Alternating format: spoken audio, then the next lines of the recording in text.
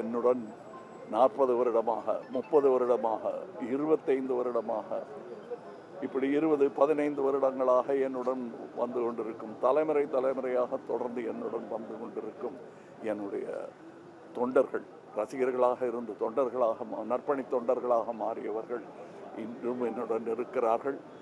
என்னுடைய அறிவுரையெல்லாம் கட்டளையாக ஏற்றவர்கள், அரசியலுக்கு நான் வந்த பின் கேள்விகள் கேட்டு பதிலும் பெற்று என் பாதையில் என்னுடன் தொடர்ந்து நடைபோட்டு கொண்டிருக்கிறார்கள். அந்த 9 வருடமாக அதுவும் அழுத்தமாக என்னுடன் நின்று பயணித்து கொண்டிருக்கிறார்கள்.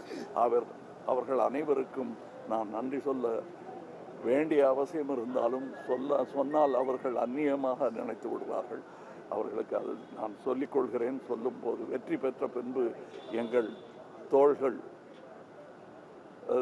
தோள்களின் தினவு கொஞ்சம் குறைந்திருக்கும்.